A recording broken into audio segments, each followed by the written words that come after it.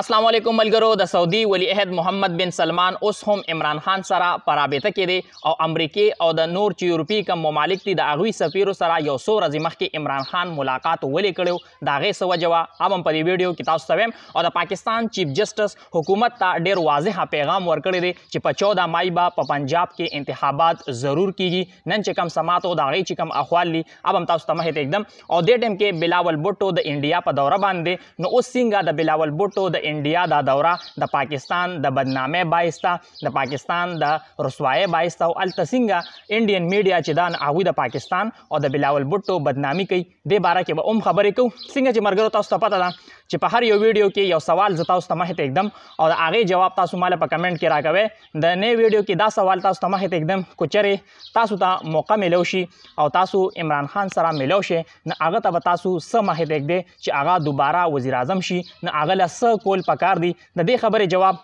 په ویډیو کې ماله ضرور راکې ملګرو په دې ویډیوز باندې زموږ ډېر زیات محنت لګي موږ نوې انفارمیشن تاسو له راوړو او په بدله کې ستاسو نه صرف دا غواړو چې دا ویډیو تاسو لایک کړئ او دا ویډیو مخکې ملګرو سره شیر کړئ نو لہذا تاسو ټولو کتونکو ته زما دا درخواست دی چې زما دا ویډیو مخکې ملګرو سره ضرور شیر کړئ ملګرو محمد بن سلمان اوس هم عمران خان سره په رابطه کې دی او د چین نه هم دا پیغام راغلی دی چې یاره په پاکستان کې کم سیاسي عدم استحکام دی نو حکومت ته دا پیغام را لیږلی دی چې هغه عدم استحکام تاسو کم کې او خپل ملک کې استحکام راولې نو اوس صابر شاکر دا خبر مخې ته راوړی دی چې یاره یو څو ورځې مخکې تاسو ته پته ده چې د امریکې سفیرو او کم نور یورپي ممالک دي د هغوی سفیرو عمران خان سره ملاقات کړو نو په هغه باندې دا تنقید کېده چې یو اړخ ته خو دې دا وایي چې زما د حکومت حتمې شاته د امریکې لاس دی او بل اړخ ته دوی هغه سره ملاقات کوي نو دې کې تضاد دی او دا چې دی نه دې ټایم کې عمران خان منافقت کوي نو اوس صابر شاکر دا ویلی دي چې کم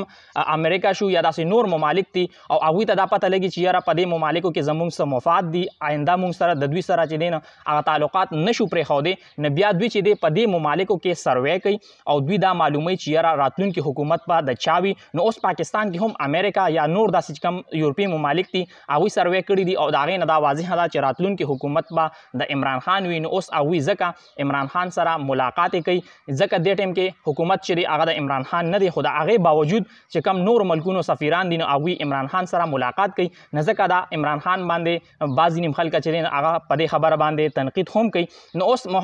صابر شاکر دا خبر بریک کړی دی چې محمد بن سلمان اوس هم عمران خان سره په رابطه کې دی د چین چې کم صدر دی هغه هم عمران خان سره په رابطه کې دی او امریکا یا نور ممالکو ته هم اوس دا یقین دهاني شوې ده چې یاره راتلونکي حکومت چې دی نه هغه د عمران خان دی ځکه هغوی د سره رابطې کوي بل اړخ ته د پاکستان چیف جسټس حکومت ته ډېر یو واضحه پیغام ورکړی دی چې په 14 مای باندې زموږ کوم فیصله ده په هغې باندې به موږ عمل درآمد کوو ځکه چې دا د آئین تقاضا ده او په آئین باندې عمل پکار دی موږ ډېر زیات د صبر نه کار اخلو او د هغې صبر نه دوی غلط مطلب نالي موږ غصه نه کوو ځکه چې په غصې کې غلطې فیصلې انسان کوي نو ځکه موږ د صبر نه کار اخلو نو اوس د پاکستان چیف جسټس دا هم اشاره ورکړې ده که چېرې 2-3 ورځو کې معاملات چې دي هغه حل نشو نو بیا به د دوی خلاف توهین عدالت کاروایی کیږي او کیدی شي شهباز شریف یا هغه چې کومه ټوله کابینه ده نه هغه هم نااهله شي اوس عدالت چې کوم دی نه هغې تحریري حکم لا نه دی جاري کړی کم ټایم کې چې زه دا ویډیو ریکارډ کوم ګورو چې عدالت دې حوالې سره څه فیصله کوي بلاول بوټو دې ټایم کې په انډیا کې موجود دی هغه د انډیا دوره کړې ده نه چې کله د هغه د انډیا دوره کوله نه انډین میډیا هغه څنګه رپورټ کوي او څنګه هغه اوس د پاکستان د بدنامۍ باعث ګرځي نو زه یو څو نیوز چینلې دي د هغې چې کوم هیډلاینز دي هغه زه تاسو ته مخې ته ایږدم یو نیوز چینل دی د انډیا هغې دا ویلي دي چې دا بلاول بوټو انډیا ته راتلو سره د پاکستان چې کم غرور نو هغه مات شو او اوس دا ویلي دي چې یاره په ټوله دنیا کې خو دوی خیر غوښته خو دوی ته خیر میلو نه شو نو اوس دوی د مودي طرف ته راللو او بل اړخ ته دا هم ویل دي چې په 2014 کې د 2014 نه پس یو هم داسې حکومتي نماینده یا وزیر خارجه نشته چې هغه د انډیا دوره کړي اوس بلاول بوټو چې د پاکستان انډیا دوره وکړه دا د دې خبرې ثبوت دی چې پاکستان چې دی نو هغه شکست تسلیم کو نو تاسو وګورئ چې دا څنګه د انډیا